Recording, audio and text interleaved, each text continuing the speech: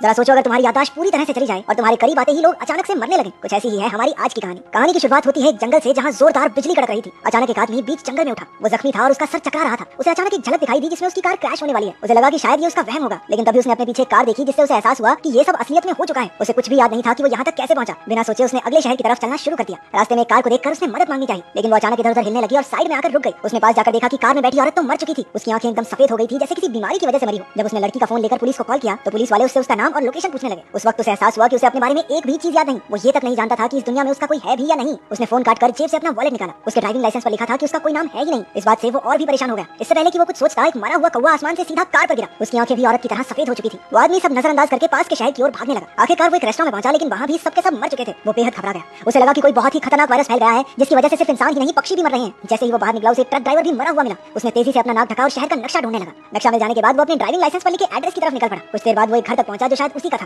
पहले उसने दरवाजा खटखटाया, लेकिन जब किसी ने जवाब नहीं दिया तो वो यूं ही अंदर घुस गया। वो फोन के वॉइसमेल में अपनी ही आवाज सुनकर पहचान गया कि ये उसी का घर है। वॉइसमेल से उसे ये भी पता चल गया कि उसका नाम लियम है। जिन लोगों को उसने अपनी आंखों से मरते हुए देखा था उनकी खबर टीवी पर दिखाई जा रही थी। एक्सपर्ट्स का कहना था कि ये कोई जानलेवा वायरस है। उन्होंने लोगों से कहा कि सब अपने घर के अंदर ही रहें। तभी लियम ने पास के खेत में एक किसान को देखा। उसने उसे घर जाने का इशारा किया, लेकिन वो कुछ समझा नहीं और लियम की तरफ बढ़ा। पर लियम के करीब आते ही उसकी भी आंखें सफेद हो गई और वो एक ही पल में मर गया। उसे न्यूज देखकर समझ आया कि सभी मौतें आसपास के ही इलाकों में हो रही थी, इसलिए ये वायरस तो नहीं हो सकता। और तो और हर एक मौत लियम के इर्द गिर्द ही हुई थी। तभी उसने बाहर एक कौवे की आवाज सुनी। जैसे ही वो उसकी तरफ बढ़ा वो भी सबकी तरह मरकर नीचे गिर पड़ा। उसे शक होने लगा कि कहीं सबकी मौत का जिम्मेदार वो ही तो नहीं, क्योंकि जो भी उसके पास आता था वो मारा जाता। वो अपनी इस थ्योरी को चेक भी नहीं करना चाहता था, क्योंकि इससे और भी लोगों की जानें जा सकती हैं। पहले तो उसने पुलिस को सब सच बताने के बारे में सोचा, लेकिन क्या वो उसका यकीन करेंगे? और कर भी लिया तो न जाने कितने अजीबोगरीब एक्सपेरिमेंट्स किए जाएंगे उस पर। आखिरकार उसने खुद को खाने और पानी के साथ अपने गैराज में बंद कर लिया। शाम को पुलिस उसे ढूंढते हुए उसके घर आ पहुंची, क्योंकि उसकी कार उन्हें जंगल में मिली थी। लियम भागकर उनसे काफी दूर छिप गया। एक ऑफिसर उसे ढूंढने ही वाली थी कि कई पक्षी एक साथ मर के नीचे आ गिरे। उन्हें लगा वायरस फिर से फैल रहा है, इसलिए सब जल्दी से वहां से निकल गए। रात को लियम को फिर से कार क्रैश का सपना आया। उसने अचानक उठकर देखा कि एक लड़की उसके गैराज के पास आ गई थी। लियम ने कई बार उसे दूर रहने के लिए कहा, लेकिन वो आगे बढ़ती ही रही। जब उसने दरवाजा खोला तो वो हैरान रह गया कि वो लड़की अभी भी जिंदा खड़ी थी। वो सुबह एक हॉस्पिटल में उठी और तब से उसे अपने बारे में कुछ भी नहीं पता। स्टाफ ने उसे बताया कि वो एक कार क्रैश में घायल हो गई थी और वो गाड़ी जिसमें एक्सीडेंट हुआ वो लियम की थी, इसलिए वो अब लियम से अपने बारे में और जानकारी लेने आई है। तभी एक पिल्ला लियम के एकदम करीब आ गया, लेकिन उसे भी कुछ नहीं हुआ। इससे लियम को लगने लगा कि शायद ये मौतें उसकी वजह से नहीं हो रही। तो उसने जेन को अपनी थ्योरी के बारे में कुछ नहीं बताया और वो दोनों घर के अंदर चले गए। उन्होंने चेक किया कि कहीं वो दोनों इकट्ठे तो नहीं रहते, लेकिन अलमारी में सिर्फ लियम के ही कपड़े थे। तभी लियम को उसकी परछाई देखकर याद आया कि एक्सीडेंट के दिन वो भी उसके साथ कार में ही थी। उसने तुरंत एक नक्शा निकाला जिसमें कार क्रैश की जगह के पास एक ब्रिज भी था। उन्होंने वहां जाकर पता लगाने का फैसला किया। अगली सुबह दोनों ब्रिज पर पहुंचे, लेकिन किसी को भी कुछ भी याद नहीं था। तभी जेन को एक और झलक याद आई। एक रात वो ब्रिज पर खड़ी एक खाली कागज को देख रही थी। उसने कागज पानी में फेंक दिया और लियम भी उस वक्त उसके साथ ही था, लेकिन अब भी कुछ साफ नहीं था कि ये सब हुआ कैसे। उन्होंने सोचा शायद क्रैश की जगह पर जाकर उन्हें और चीजें याद आ जाएं। क्रैश की जगह पर एक बहुत बड़ा काला गोला बना हुआ था। उसे देखते ही उन्हें उस रात की और चीजें भी याद आने लगी। एक्सीडेंट के बाद वो दोनों गोले के आमने सामने खड़े थे। लियम ने हिसाब लगाया कि जितना एरिया इस सर्कल का है लगभग उसके इतने ही पास आने से लोगों की मौत हो जाती है। उसने जेन को सारी बात बताई। जेन ये सब सुनकर बहुत घबरा गई और अपनी जान बचाकर तेजी से भागने लगी। लियम भी उसका पीछा करने लगता है। तभी एक कार उनके सामने आ रुकी जिसमें एक पुलिस ऑफिसर थी। उसने लियम को पहचान लिया था, क्योंकि उसकी कार जंगल में मिलने के बाद से पुलिस उसे ढूंढ रही थी। पूछताछ के दौरान जेन मौका देखकर उनसे दूर जाने लगी। वो थोड़ी ही दूर गई थी कि पुलिस वाली अचानक मर के जमीन पर गिर पड़ी। अब ये साफ हो चुका था कि लियम के श्राप का तोड़ जेन ही थी। जब वो लियम के पास रहती तो किसी की मौत नहीं होती थी, और जैसे ही वो दूर जाती लोग मरने लगते थे। जेन को यकीन दिलाने के लिए लियम उसे एक बकरी के पास लाया। उसने जेन को धीरे धीरे उससे दूर जाने के लिए कहा। जेन के गोले से बाहर जाते ही बकरी अचानक मर गई। अब उसे भी यकीन हो गया कि लियम सच कह रहा था। इसके बाद वो दोनों एक हॉस्पिटल में एमआरआई स्कैन कराने गए। उन्हें लगा कि रिपोर्ट से पता चल जाएगा कि मौतें क्यों हो रही हैं।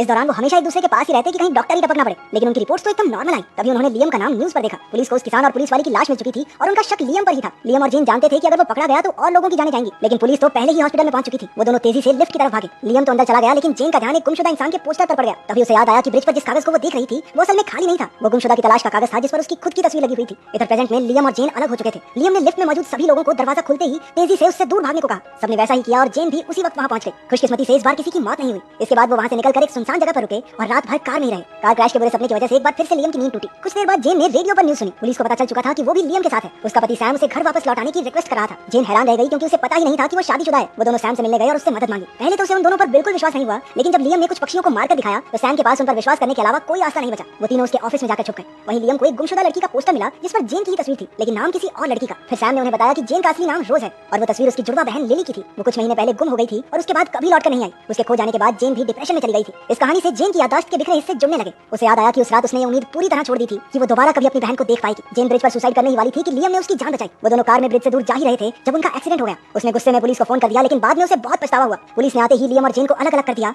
जिससे सारे पुलिस ऑफिसर्स और सड़क पर सभी लोग सेकंडों में मर गए। ये सब देखकर सैम बहुत घबरा गया और उसने लियम और जेन को कहीं दूर भाग जाने को कहा। उसने वादा किया कि वो यहाँ सब संभाल लेगा। अब तक लियम को भी आइडिया लग चुका था कि वो एक्सीडेंट से पहले कहाँ जा रहे थे। दोनों एक गैस स्टेशन पर रुके, जहाँ उन्होंने टीवी पर देखा कि एक्सीडेंट की रात को ब्रह्मांड की एक अनजान शक्ति उसी जगह टकराई थी। उन दोनों ने हिसाब लगाया कि इन अजीबोगरीब घटनाओं के पीछे जरूर यही कारण होगा। इसके बाद वो दोनों लियम के कैबिन में पहुंचे, जो एक तालाब के पास था। लियम ने कहा कि इस कैबिन के दूर दूर तक कोई नहीं रहता, इसलिए वो बिना किसी की मौत का जिम्मेदार बने यहाँ अकेला रह सकता है। वो पास के तालाब में जाकर एक बोट में बैठ गया। उधर जेन को उसके कैबिन में एक डायरी मिली। उसके अंदर कई गुमशुदा लड़कियों के पोस्टर्स के साथ साथ उनकी डिटेल्स लिखी हुई थी। जेन ने देखा कि आखिरी पन्ने पर उसकी बहन लिली की तस्वीर थी और अगले पन्ने पर खुद उसका नाम लिखा हुआ था। तभी ये खुलासा हुआ कि लियम असल में एक सीरियल किलर था जो लड़कियों को किडनैप करके मार डालता। लियम को भी बोट पर अपना बीता हुआ कल याद आ चुका था। उसे सच का एहसास हो गया और याद आया कि कैसे उसने जेन की बहन लिली को मारकर इसी तालाब में फेंक दिया था। वो जेन के साथ भी ऐसा ही करने वाला था। उस रात जब वो केविन की ओर जा रहे थे तो जेन को पता चल गया कि लियम उसे बेहोश करने वाला है। तभी उनकी हाथापाई शुरू हो गई और इसी चक्कर में उनका एक्सीडेंट हो गया था। हालांकि दोनों बिना घायल हुए कार से बाहर आ गए थे। इसके बाद ब्रह्मांड की वो अजीब शक्ति उसी वक्त धरती से टकराई और उन दोनों के इर्द गिर्द एक शक्ति का गोला बन गया। इसके बाद क्या हुआ उन दोनों को याद नहीं था, लेकिन आखिरकार दोनों को असलियत समझ आ चुकी थी। लियम को अपने अतीत के भयानक कामों के बारे में सोचकर ही उल्टी होने लगी। तभी किसी ने पीछे से उसके सर पर बंदूक तान दी। ये कोई और नहीं बल्कि जेन थी।